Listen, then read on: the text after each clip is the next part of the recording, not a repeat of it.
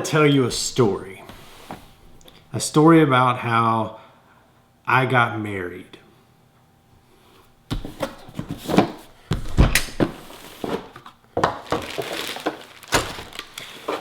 I met my wife in about the year 2001, and we dated for about 5 years. And it wasn't until a man named Tim really made me think about proposing to her.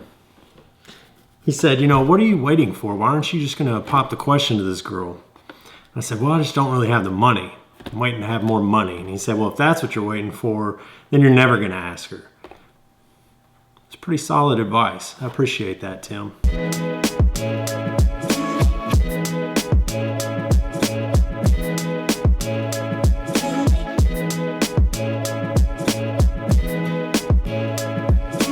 So I finally broke down and saved up some money, bought a ring, and I proposed to her. Of course, she said yes.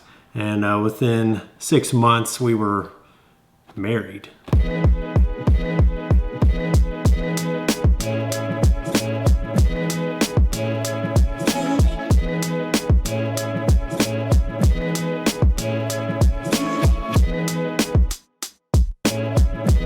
Now, 10 years later, I look back and realize that that was a pretty big life-changing decision.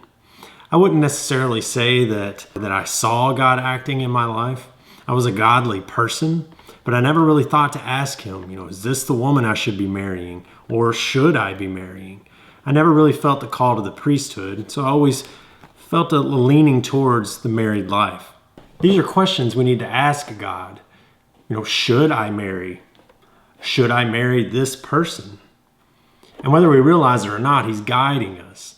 And if we're godly people, then we will realize that guidance from God to take a risk and to take a plunge into a life-changing decision. Is God in your life when you're making decisions?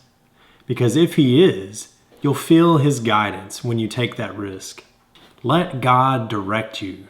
There's always a risk involved when it comes with a life-changing decision.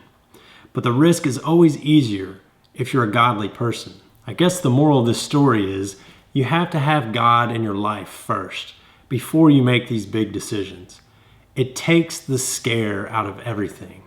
And had I not had God in my life when making this big decision, I could have ruined something that has turned out to be very amazing.